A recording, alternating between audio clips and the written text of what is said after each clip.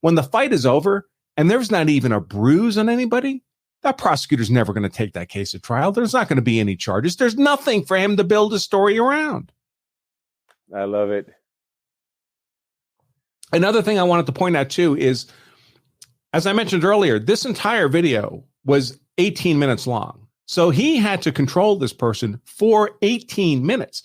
Folks, I don't know, even those of you who shoot guns, maybe shoot regularly, maybe compete. I can tell you, I've competed with pistols most of my adult life, and you can spend all day at a pistol competition, and the amount of time you're actually holding that gun out in front of you, shooting it, is maybe 60 or 90 seconds over the course of that entire day. If you were trying to hold a gun up for 18 minutes, it gets damn heavy. It's a hard thing to do. And if you don't believe me, just unload your gun at home, point it in a safe direction, and try to hold it up for 18 minutes. It's hard to do. But if you're going to hold someone for the police, it may take 18 minutes. It may take a lot longer than that. Israel here could do this all day. I mean, he's burning zero energy here. That's great. He could have held that for 2 hours. You're right. He could hold it all day. Another thing I wanted to mention here, too, was he decided to record himself. And people always ask me, hey, Andrew, should I do that? Should I make a recording? Should I take photos of the scene? Should I all this kind of stuff? And my answer always is, well, it depends what the recording is. If you did things right, like here, yes, then a recording is very helpful. If you do things wrong and you're recording yourself doing things wrong, then the recording is going to be used against you. The real question is not, should I record or not record? The real question is, do you know what you're supposed to be doing? Because if you do, and there's ways to do that. You can learn obviously the BJJ from Gracie University. You can learn the law of self-defense from me. If you know what you're doing, then recordings, by the way, there's always something. There's always a recording. Cameras are everywhere. Witnesses are everywhere. Then all that is in your favor. That's the position you want to be in. There's a camera right there behind him. Is that a camera on the top corner? It looks like it. Yep. I mean, look at the little screen just behind his head. That's almost certainly showing security camera footage, right? To alert patrons. So there's camera everywhere. Everyone carries a camera around in their pocket. There's no use of force event unless it's literally you're in an alley by yourself with the aggressor where things aren't being recorded. That's why we have all these videos on YouTube with these police events and World Star and all that kind of thing. My only hesitation when it comes to cameras would be that if you pull out the camera and now you're not protecting your face, you're not watching your balance, it compromises your balance. Right. But he has such amazing control. He could pull out his camera. He could have drank tea right there.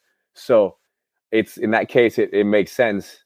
But for sure, protect yourself first. And then once you're safe, to place a camera or ask somebody, hey, can you please film what's happening right now? Right. Yeah. And it looks like he didn't call the cops himself. He had the clerk call the police. I mean, he's asked, you know what? I think he did. He called the police out in the parking lot because some of the other disruptive people had thrown a bottle of windshield washer fluid or something on his car. So he'd already called the police from out in the parking lot. But folks, I can tell you, when you call the police and there's not like a life-threatening danger happening that you're reporting, their time to show up could be a long, long, long time. It's not a priority call for them. Even here, right? It was 18 minutes before the cop showed up, and not in the middle of nowhere. I mean, he's in a 7-Eleven getting Slurpees for his kids. Still takes a long time. And that 18 minutes can be forever if things go sideways. Because of the level of control, when the police show up, they're not confused. They can show up and they're at ease. Where if he was on top and kind of punching the guy or slapping him or choking him a little bit, the police could show up and even be slightly confused and maybe be a little bit more aggressive in breaking up the fight. Because oftentimes the police don't know the context. They don't know who attacked who. And when they get there, and there's no punches being thrown, simply someone sitting on someone, they can take their time in figuring out what's happening exactly. Yeah, that's also a great point. The police actually never know. They never actually know what's going on. They may have been told something by the dispatcher, but we've all played the game telephone, right? Where you whisper a phrase in one person's ear and they whisper the phrase all around a circle through everybody's ear, and it comes back to you and it's a completely different phrase, right? By the time it gets back, because all the phrase gets filtered through everybody's ears and minds and their mouths. When they repeat it to somebody else, it alters. Well, whoever calls 911, that's going to a dispatcher. The dispatcher's hearing it, making a record, but maybe they're hearing it imperfectly. Maybe the information they're getting is imperfect. Then they have to pass it to the officers in the patrol car. Maybe they're hearing it imperfectly. Maybe they're recording it imperfectly. The cops are making their decisions, their actual on-the-ground decisions, based on what they see themselves. That's the information they can have the greatest degree of confidence in. And if they see one dude beating the crap out of another dude, that looks like the aggressor to them. And it's likely to be a much more violent police encounter than would be the case here. In fact, one of the videos we have, we see a situation where it looks like it goes bad precisely because the situation is misinterpreted. All right, let's see if I had anything else I wanted to touch on there. What is the name for this technique, by the way? Is there a technical name for it? This the way he's trapped the other arm against the guy's neck with his own arm? Yeah, the other arm being inside there is a bonus. Even if that arm wasn't in there, that his bottom, we could call it's his right arm, right?